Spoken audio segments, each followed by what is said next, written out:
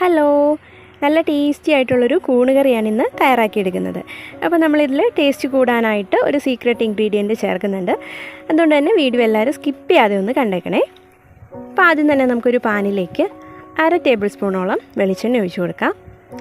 ഇനി ഇതിലേക്ക് തേങ്ങ ചേർക്കാം. അപ്പോൾ ഞാനൊരു അരമുറി തേങ്ങ ചിരവിയതാണ് ചേർത്ത് കൊടുക്കുന്നത്.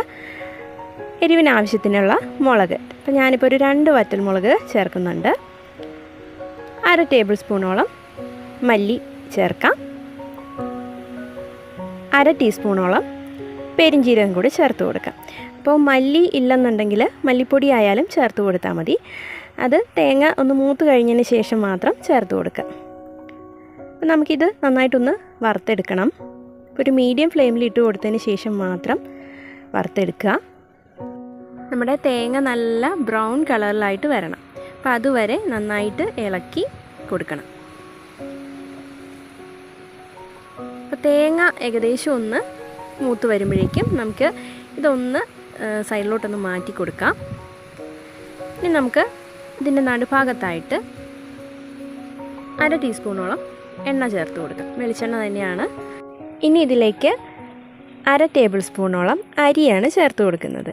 നമ്മൾ ചോറൊക്കെ ഉണ്ടാക്കുന്ന അരി, അതൊന്ന് കഴുകി വെള്ളമൊക്കെ കളഞ്ഞെടുത്തിട്ടുള്ളതാണ്. അതുകൂടി ചേർത്ത് കൊടുക്കാം.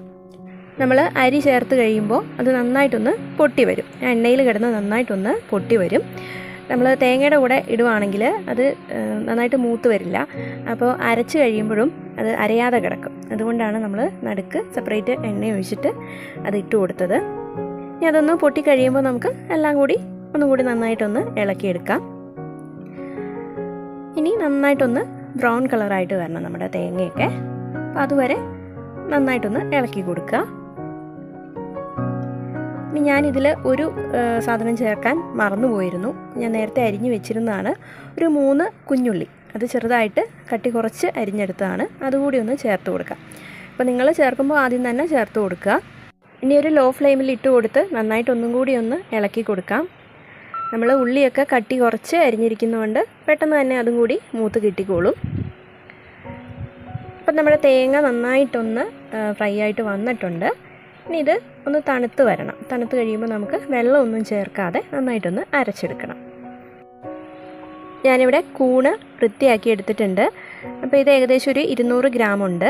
അപ്പോൾ നമ്മളത് വൃത്തിയാക്കി കഴുകി എടുത്തിട്ടുള്ളതാണ്. ഇനി ഇതിലേക്ക് നമുക്ക് പാകത്തിനുള്ള ഉപ്പ് ചേർക്കാം.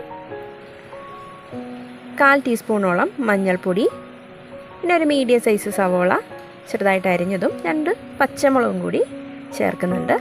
ഇത് വെന്ത് കിട്ടുന്നതിന് ആവശ്യത്തിനുള്ള വെള്ളം കൂടി ചേർക്കാം. അപ്പോൾ ഞാനിവിടെ 1 കപ്പ് വെള്ളം ഒഴിച്ചിട്ടുണ്ട്. ഇത് നമുക്ക് വേവിച്ചെടുക്കാം. അപ്പോൾ അടച്ചു വെച്ച് മീഡിയം ഫ്ലെയിമിൽ വെച്ച് നമുക്കിത് വേവിച്ചെടുക്കണം. ഇപ്പോൾ നമ്മുടെ കൂണൊക്കെ നന്നായിട്ട് വെന്ത് വന്നിട്ടുണ്ട്. ഇനി ഇതിലേക്ക് നമ്മൾ നേരത്തെ തേങ്ങ വറുത്ത് അരച്ച് വെച്ചിട്ടുണ്ടായിരുന്നു, അത് ചേർത്ത് കൊടുക്കാം. നമ്മൾ തേങ്ങ വറുത്തരയ്ക്കുമ്പോൾ വെള്ളം ചേർക്കാതെ വേണം അരച്ചെടുക്കാനായിട്ട്. അപ്പോൾ അതാദ്യം കറിയിലേക്ക് ചേർത്ത് കൊടുക്കുക. ഇനി ബാക്കിയുള്ള അരപ്പിലേക്ക് ഇത്തിരി വെള്ളം കൂടെ ചേർത്തതിന് ശേഷം കറിയിലേക്ക് ചേർത്ത് കൊടുക്കുക.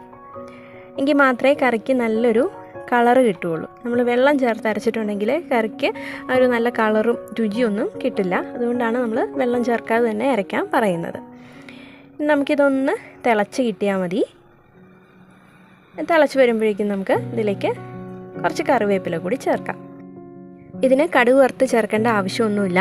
ഇനി അത് ചേർത്ത് കൊടുക്കണം എന്നുള്ളവർക്ക് ചേർത്ത് കൊടുക്കാവുന്നതാണ്. അപ്പോൾ ഇത്രയേ ഉള്ളൂ, നമ്മുടെ കൂണ് കറി റെഡിയാണ്.